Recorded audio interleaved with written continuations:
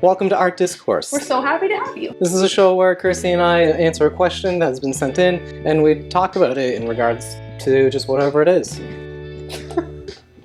I love the way you introduce the show. What's today's art question? All the questions are about art, in case that wasn't clear with the title. What is the best strategy to use to begin creating again during periods of stagnation or demotivation? So, how do you get back into it? It's a hard one to get back into the studio when you don't feel like you're making anything really good. Mm-hmm. It's really hard. It's me again, I'm calling from a faraway land.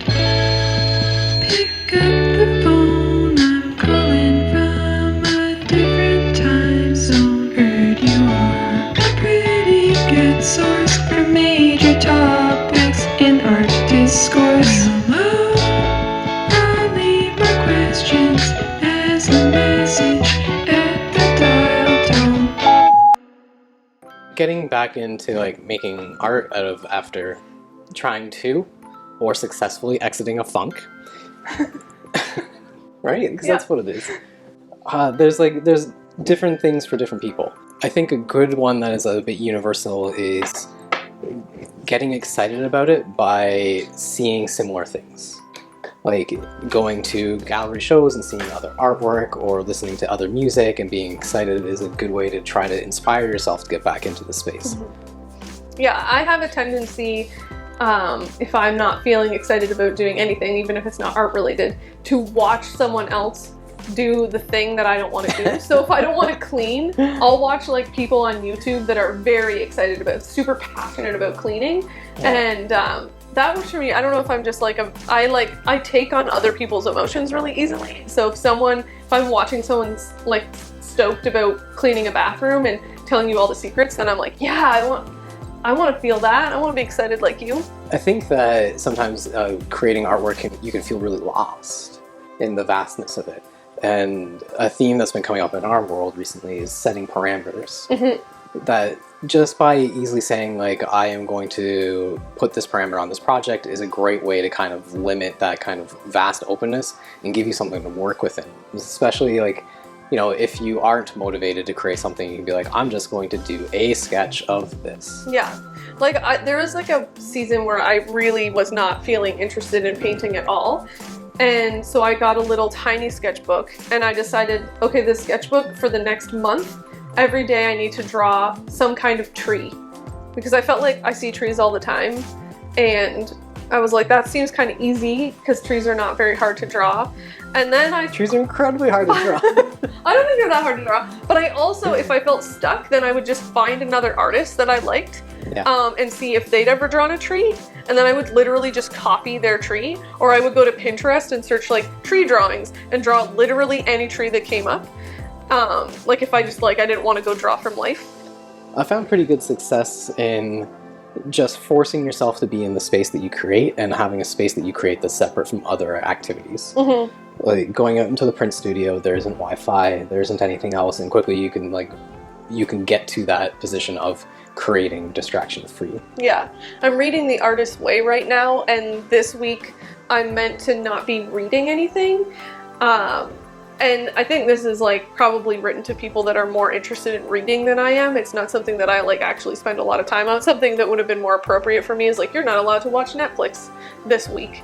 But I think the idea around that is if you look at kind of how you're spending your time, and Kyle and I do this a lot because we really look at our day in chunks. And we try to be as sincere about that as possible. So, if we did spend, say, an hour or 2 hours or 3 hours or 8 hours watching movies and Netflix, then you being honest with yourself about how you're spending your time and then saying okay, can I carve a little away from this clearly not productive thing and put it towards being productive? And usually, when she said I wasn't allowed to read, which I read as you're not allowed to watch TV, I definitely got my, hackles up a bit. I was like, don't take it away from me. Which, to me, screams that's clearly a red flag. It's clearly a red flag. But I think the parameters thing is good. Where I just got the new sketchbook. And I'm I want to try to fill this sketchbook. And I don't want it to be precious because I can just buy another one. I think there's a lot of like weight that's put on. Is it weight? Is it value? The act of like creating something, and that's something to be like the best it could ever have been, and for it to be this groundbreaking new thing. It's really hard for that to always be the precedent that you set for every single project that you do moving forward. So I think you have to be okay with understanding that not everything you do is going to be amazing. Yes, and sometimes just setting parameters to continue to create is a good thing. Yeah. Yeah, I mean, when you read a lot of advice books, it basically comes down to, like, you just got to do something. Yeah. And, you know, sometimes, like, we have a book that we bought when we were teaching, that, like art lesson book. Yeah. And sometimes, I've not ever done any of the exercises in the book, but sometimes just reading those. We'll put the book up. But sometimes even just like reading an exercise and getting your brain thinking that way can be really helpful. And then I also sometimes will just watch a Skillshare class on like how to mix watercolors and then just follow along, even if it's not necessarily something I'm all that, invested in, just so that I'm making something. I guess like when I read the question, I think about it like when I find myself in those pits. In order to like make anything, it has to be that amazing thing. Yeah. Too much pressure. Way too much pressure, like every single time. It's a hard one to get back into the studio when you don't feel like you're making anything really good. It's really hard. It is. I think that, I do think that you need to be tender and kind of forgiving with yourself. I know some people will try to like fit in like some sort of like exercise in the morning. Yeah. Like go for a run, and I don't run, but insert clip about pants. Oh man. So like I really I don't do that, but I think that like going for a walk every morning with a little dog has really helped kind of just get motivated to do something. I listened to an interview once with Tom Waits, and I'm probably gonna misquote this, but my memory of it is that he sort of communicates with creativity and asks for guidance and for it to be around, and sort of like seeks it out in a way, almost like personifies it. So, which I think is like an interesting tactic of like trying to literally have a dialogue with like your creativity, your inspiration. Well, I think that you do, like when you are making something, I think that is that dialogue. Yeah, but I mean, like, if you're not feeling inspired, being like, come on, like, let's have an idea, let's do something today. I'm gonna try that next time. I'll try to find the Tom Waits. Well, I'll probably rewatch it and I'll be like, that's not at all what he said. I get what you're saying, though, like this, like trying to seek it out and trying to find and position yourself in opportunistic places for inspiration. Okay, Kyle, I went and got a resource. When thinking about stagnation and demotivation and getting back into the studio, I wanted to mention the book Steal Like an Artist, which is by Austin. I'm not sure how you say Austin's last name, so I'll have a link. But something that I really liked about this book is it talked about respecting the genealogy of an idea. Okay, so what's the genealogy of an idea? So thinking of yourself as a remix of ancestral genres and genes. And so basically like taking the pressure off yourself to come up with something new and something unique and really special, which I think is kind of like what usually demotivates me the most. And knowing that like whatever you let into your life is going to impact you somehow, and that's going to be infused into what you make. Okay. And that you can pick your teachers by thinking about like what you look at, what you listen to, what you watch. And basically like he suggests like making almost like a family tree of your ideas, and sometimes that's following just like a person you're inspired by. So maybe you really love a particular writer, so maybe they're at the top of your like present inspiration tree. So maybe you read something that they've written and they mention another writer, and then you follow that branch out and you look at their work. And so he kind of talks about like continually following the genealogy of the idea. Yeah, like, and just go and go and go, and how that can actually like one, sort of show you that everybody is building on the shoulders of everybody else, and two, it sometimes can like create this like wealth of information that's really fun to play with and build off of. That was a great addition. Thanks, Brizzy. You're welcome. Yeah, there are times that like I've had success with like thinking about it as like a job and trying to be like, you know, like if I was going to a job that I would have to go regardless of whether or not I wanted to or not. Yeah.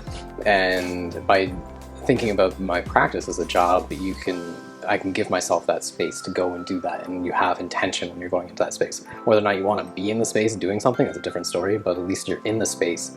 And what tends to happen, at least for me, is I will start making something and I will be pleasantly surprised, and I will be entertained for several days on that project. Yeah, I think like that's maybe the hard thing about being in the creative fields, is that because so many people tell you that your job is fun, or tell you that it's not really work because it's a pastime or a hobby or an activity that like kids do, or whatever people do in retirement, then if you don't feel excited about it or you don't feel inspired, it's like it doesn't compute in your mind. You're like, well, shouldn't this be fun all the time? The reason I'm doing this, like everybody tells me my job is so fun, but it's actually not fun a lot of the times. Like it's stressful and it's exhausting, and it's really like, you're really like self-analyzing all the time. Yeah.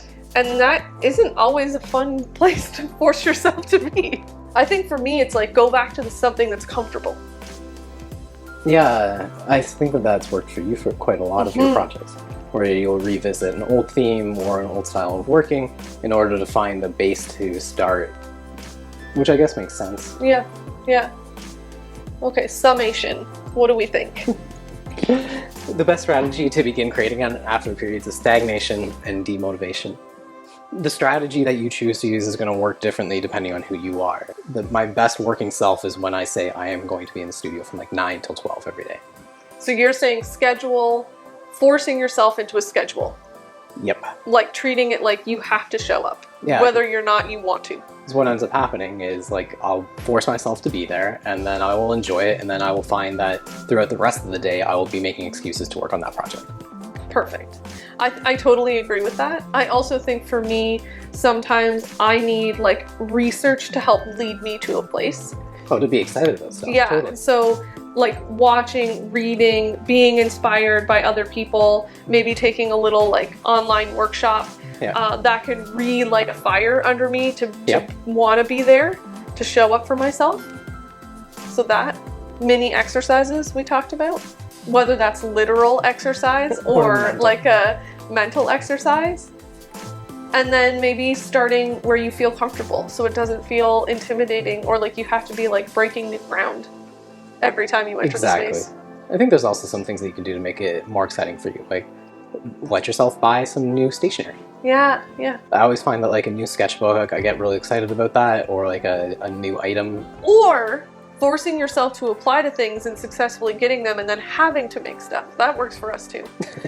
The fear of obligation. Yeah, that is a good one. That's a great one. How do you make yourself work? If you've been working for a while, what's the best way to help get yourself remotivated, excited about the next thing? Bye for now. See you next time. If you enjoyed this video, could you do two things for me? Could you like it? And could you subscribe to our channel? Both of these things help us out tremendously. A big shout out to all of our patrons. Your continued support is amazing, and we really appreciate the encouragement to continue making these videos. If you want to become a patron, you can see the link below in the description. In Art Discourse, I'll leave my questions